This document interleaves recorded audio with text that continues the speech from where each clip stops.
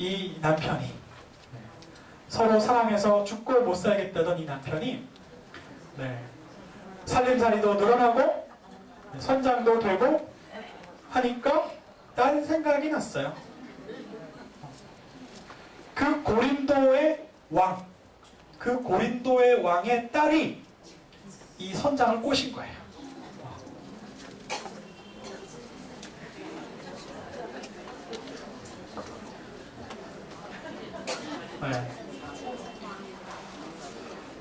이번에 그 남자가 어떻게 했느냐? 메데이아에게 이혼을 선포하고 고린도 왕의 딸과 결혼을 했습니다.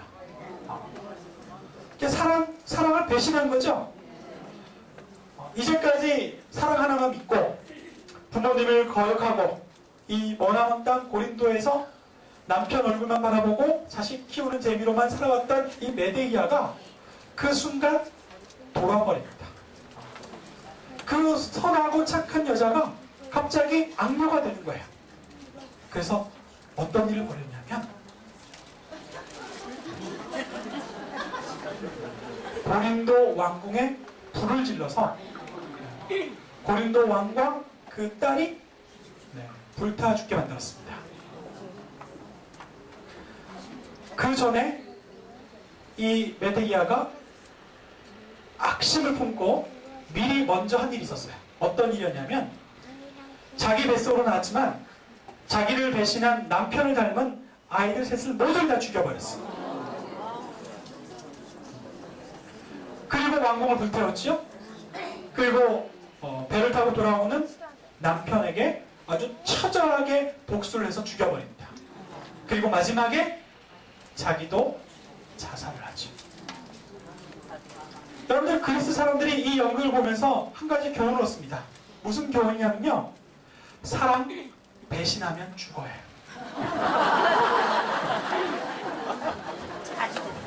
자, 너희들 조강지쳐 버리면 죽는다는 거예요.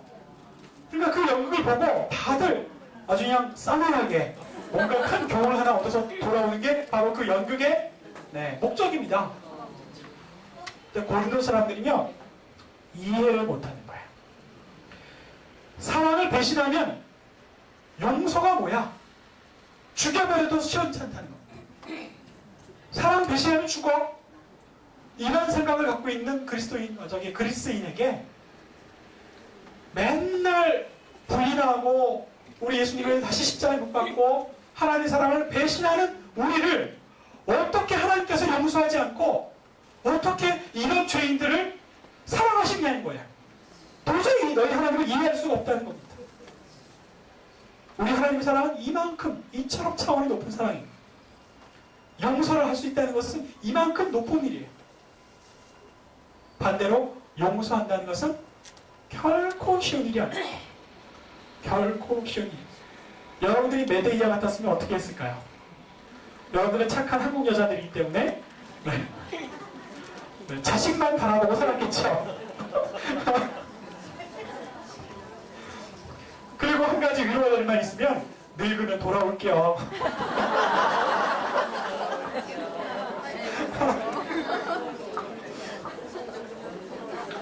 용서가 안 되는 겁니다. 한국 여자들은 용서하고 살고, 그래서 한국 여성들이 예수를 잘 믿는 것 같아요.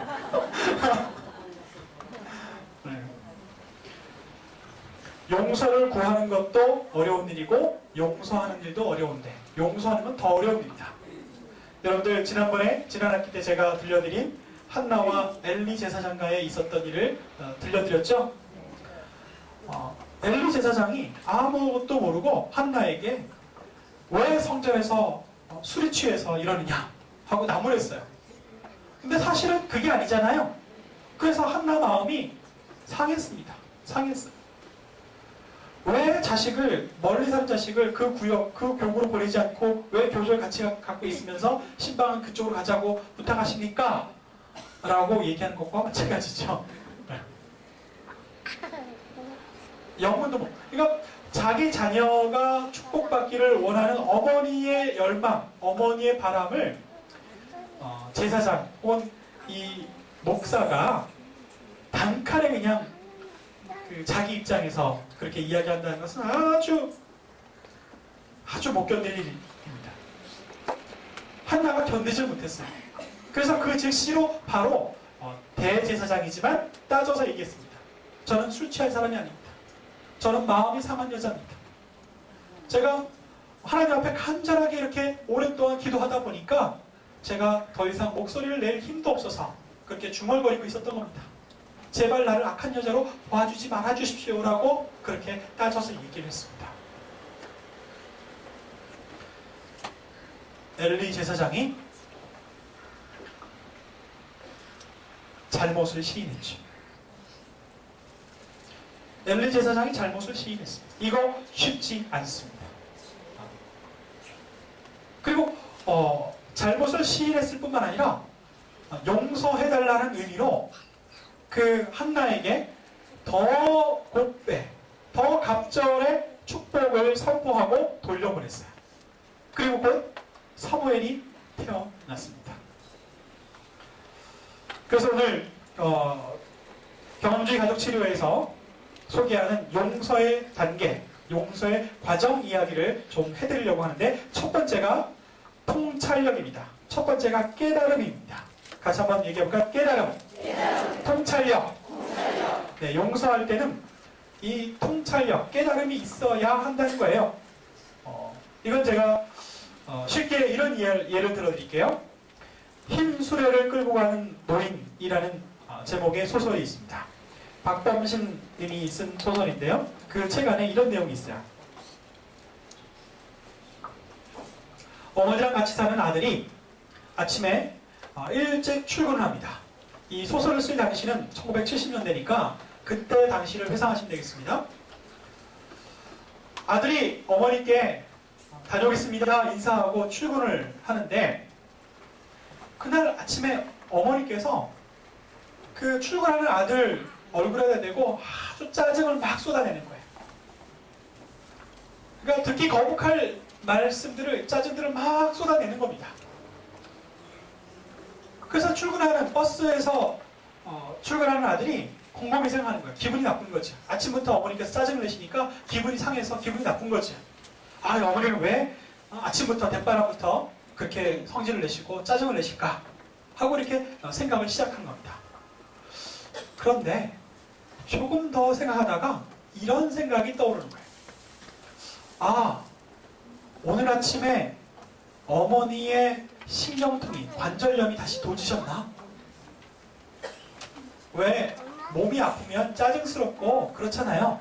근데 어머니에게는 고질적인 이 관절염이 있었던 겁니다. 어머니께서 오늘 아침에 관절염이 도지셨나? 그래서 짜증이 나셨나? 거기까지 생각이 미쳤어요. 그리고 조금 있다가 이런 기억이 떠오른 겁니다. 아들 형제가 5 있었는데 우리 어머니는 아침 일찍부터 우리 아들 형제의 도시락을 싸주기 위해서 그 아픈 무릎, 관절염으로 아픈 그 무릎을 하고 아침부터 부엌 일을 하셨지.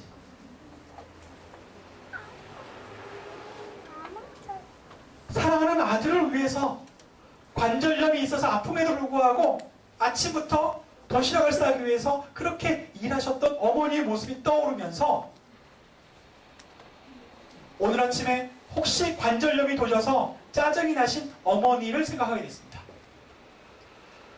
옛날 아들 사랑해서 도시락을 싸주셨던 그 어머니의 사랑, 그 어머니의 사랑이 떠오르면서 오늘 아침 어머니가 짜증낸 그 짜증 속에는 다름이 아닌 옛날에 관절염에도 불구하고 자녀들을 위해서 그렇게 고생하셨던 어머니의 사랑이 떠오르는 겁니다. 어머니의 짜증 속에는 어머니의 사랑이 가득 깃들어 있었던 거지. 놀라운 통찰력 아닙니까? 놀라운 통찰력 아니에요? 놀라운 깨달음이라고 저는 생각합니다. 오늘 아침에 어머니께서 짜증을 내셔서 기분이 나빠서 가는데 그냥 그리고 하루 종일 기분 잡쳤다 하고 하루를 끝낼 수도 있었을 거예요. 그런데 어머니께서 오늘 아침에 관절염이 도지셨나 보다. 그래, 우리 어머니 옛날에 아픈 관절염에도 우리 5 형제들의 도시락을 싸주기 위해서 아침부터 그렇게 고생을 하셨지. 맞아. 어머니가 짜증을 내셨지만 그 짜증 속에는 어머니의 큰 사랑이 깃들어 있구나. 그러니 내가 어머니 짜증 내셨다고 그 일로 내가 오늘 기분 나빠하면 안 되지. 그 어머니의 짜증 속에는 어머니의 놀라운 사랑이 깃들어 있구나. 그런 깨달음으로 금방 아들 마음속에 불평과 원망이 사라지고 이 깨달음으로 회복이 되는 그런 순간을 맞을 수가 있는 거죠. 네. 여러분들 용서할 때, 용서가 일어날 때 이 깨달음은 매우 중요합니다. 제가 이 책에 나와 있는 사례 한 가지 이야기 드리고 정리하도록 하겠습니다. 여기 소개된 한 여인은요, 치료사한테 이렇게 불평을 합니다. 어머니는요, 자기가 어려서 자라는 동안에 항상 화를 내셨다는 거예요. 항상 소리를 높이 지르고 항상 이 부정적인 말로 자기를 괴롭혀 왔다는 겁니다. 그래서 이 딸에게 이 심각한 우울증과 이런 신경증이 있었어요. 치료가 진행되는 동안에 이 딸이 놀라운 고백을 한 겁니다. 어떤 놀라운 고백을 하냐면,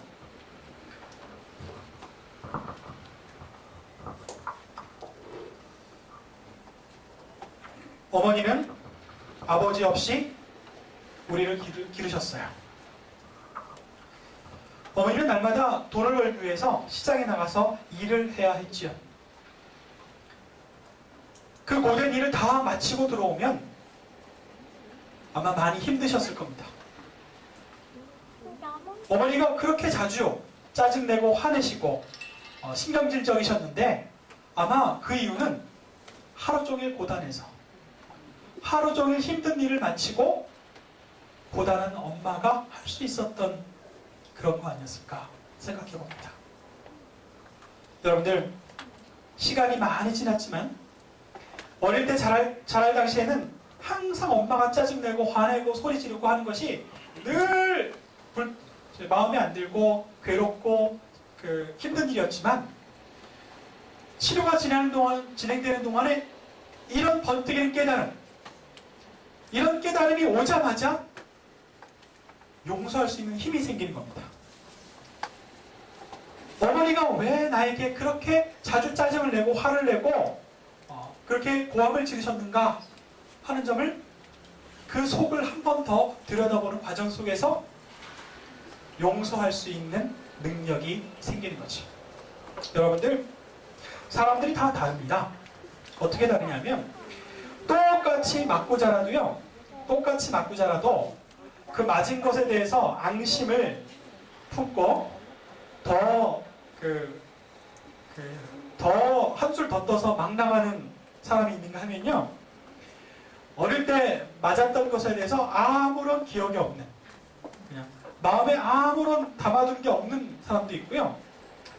오히려 더 나아가서 어릴 때 좀 맞아본 일을 감사하게 여기는 사람도 있습니다.